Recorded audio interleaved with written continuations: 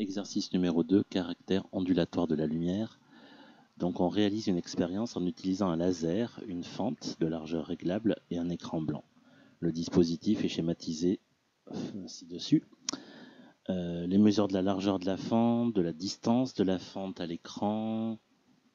Ici, largeur de la fente, distance de la fente à l'écran, ainsi que la largeur de la tâche centrale conduisent au résultat suivant. Donc petit a, la largeur de la tâche centrale 0,2 mm, grand D, la distance 2 mètres, et la largeur de la tâche centrale correspond à 2 fois petit d égale à 12,6 mm. Première question, quel est le nom du phénomène observé? Donc ce que l'on peut répondre, c'est que le phénomène observé correspond à une diffraction par une fente fine. Qu'est-ce qu'on peut rajouter à ce phénomène?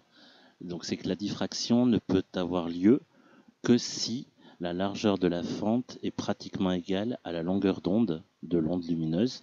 Donc sachant que ce sera une lumière à peu près rouge, on sera aux environs de 650 nanomètres. Donc la largeur de la tâche centrale doit correspondre à peu près à cette valeur. Elle peut atteindre jusqu'à 10 fois la longueur d'onde. Voilà pour cette première question. Question numéro 2. On nous demande maintenant le calcul de l'angle θ. Donc pour ça, on va reprendre la figure initiale. L'angle θ est ici. On voit qu'il appartient à un triangle rectangle ici. On connaît deux côtés. On connaît le côté opposé qui correspond à la moitié de la tâche centrale. Et on connaît le côté adjacent qui correspond à la distance grand D entre la fente et l'écran. Donc, on peut appliquer les formules de trigonométrie qui disent que tangente θ est égale au côté opposé sur côté adjacent, le côté opposé étant égal à petit d, la moitié de la tâche centrale, divisé par grand D. On peut admettre que petit d est très petit devant grand D, le rapport est donc étant aussi lui aussi très petit.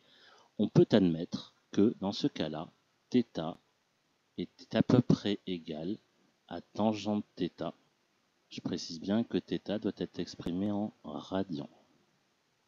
Donc connaissant cette simplification, la formule précédente devient θ égale petit d sur grand D. Chaque dimension se mesure en mètres, petit d en mètres, grand D en mètres. On peut faire du coup l'application numérique. Donc en remplaçant par les valeurs numériques, on peut en déduire que θ est donc égal à donc petit d. Donc petit d c'est 12,6 mm. Donc si je dois mettre en mètres, 12,6 10 moins 3 mètres. Mais alors attention, ça c'est 2D. Donc si je veux petit d, il ne faut pas que j'oublie de diviser cette valeur-là par 2. Et je divise par grand D qui lui vaut 2,00. Je m'aperçois que petit d est donné avec 3 chiffres significatifs, grand D est donné avec 3 chiffres significatifs, donc mon résultat doit lui aussi être donné avec 3 chiffres significatifs, ce qui me permet d'obtenir, après calcul, 3,15 10 puissance moins 3 radians. Je suis en radians. Ce qui montre bien que l'angle θ est bien petit, donc ma simplification est tout à fait correcte. Maintenant, on me demande une relation qui relie θ, lambda et petit a. Donc c'est la relation qu'on a vue en TP qui dit que θ est égal à lambda sur a. Alors si je dois remplacer par les unités du système international, lambda se mesure en mètres, petit a, l'ouverture, se mesure elle aussi en mètres, et θ, nous venons de le voir, se mesure en radians. De cette formule, on me demande de trouver la valeur de lambda, qui correspond à la longueur d'onde du laser utilisé. Donc je dois transformer la formule pour déterminer lambda. Le petit a étant divisé à droite, il va devenir multiplié à gauche, ce qui va donc donner θ fois petit a. Donc si je fais une application numérique de cette formule, j'en déduirai la valeur de lambda. Donc θ étant égal à 3,15 10 puissance moins 3, multiplié par petit a. Donc si on reprend l'énoncé, petit a étant égal à 0,2 mm, donc 0,210 puissance moins 3, ce qui me donne lambda égale 6,30 10 puissance moins 7 mètres. Donc pareil, lambda est donné avec 3 chiffres significatifs, 10 moins 7 mètres. Mais généralement, comme lambda fait partie de la lumière visible, lambda est généralement exprimé en nanomètres. Je rappelle que nanomètre, c'est 10 puissance moins 9. Pour passer de 10 puissance moins 7 à 10 puissance moins 9, on décale la virgule de 2 chiffres vers la droite, ce qui va me donner un résultat de 630 nanomètres, ce qui correspond donc à une lumière rouge. Question suivante. Relation entre lambda, c, donc lambda longueur d'onde, c célérité de la lumière, et nu la fréquence de la lumière. Cette formule, vous l'avez étudiée en seconde et en première, elle dit que lambda, la longueur d'onde, est égale à c sur nu.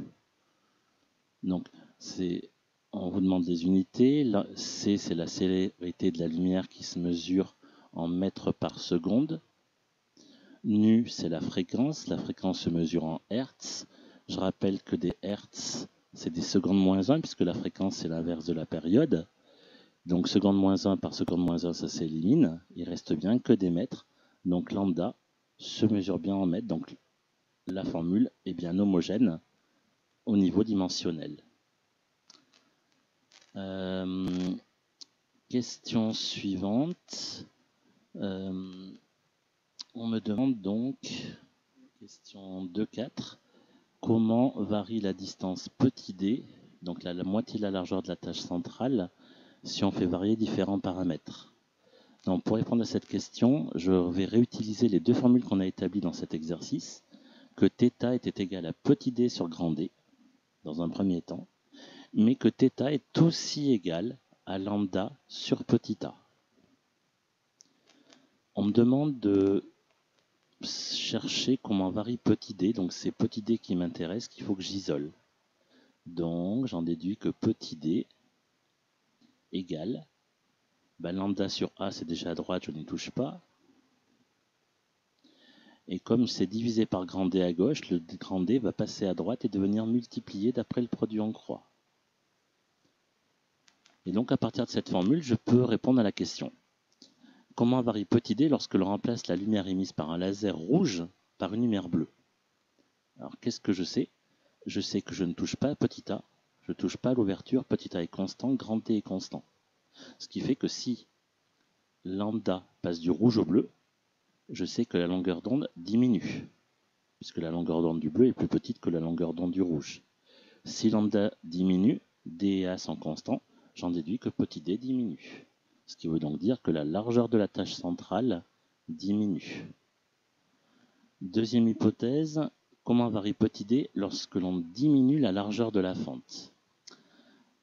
Cette fois-ci, lambda ne bouge pas, est constant, grand D n'a toujours pas bougé, donc j'en déduis que si petit a diminue, je vois que petit d et petit a sont inversement proportionnels. Si petit a diminue, la fraction augmente, donc grand D augmente. Alors ces deux hypothèses peuvent être vérifiées avec la simulation suivante. Voilà, donc là je me place dans le cas où j'ai 630 nanomètres, donc on a un laser de 630 nanomètres. Je vois la tâche centrale, je vois les tâches secondaires. Donc si on devait prendre une photo de la figure de diffraction et qu'on la traite sur SALSAGI par exemple, j'obtiendrai une figure un petit peu de ce style-là avec un maximum qui correspond donc à la tâche centrale. On voit bien la largeur. Donc si je diminue la longueur d'onde, regardez, si je passe au bleu, je m'aperçois que la largeur de la tâche centrale a diminué. Donc ma première hypothèse est correcte. Je me remets à 630. Et maintenant, ce que j'observe, c'est que si je diminue petit a donc l'ouverture de la fente, je m'aperçois que la largeur de la tâche centrale diminue, donc petit d augmente. Je répète, si petit a diminue, la largeur de la tâche centrale augmente. Donc ma deuxième hypothèse est bien vérifiée. Enfin, dernière question, quelle est la différence entre une lumière monochromatique et une lumière polychromatique? Monochromatique signifie que la lumière est constituée d'une unique radiation qui possède une valeur unique de fréquence ou de longueur d'onde, donc une seule couleur. Une lumière polychromatique est constituée d'au moins deux radiations de fréquences différentes ou de longueur d'onde différentes. Par exemple, la lumière blanche que l'on décompose à travers un prisme ou un réseau et qui donne une infinité de radiations de couleurs différentes, donc de fréquences et de longueurs d'onde différentes. Voilà pour terminer l'exercice.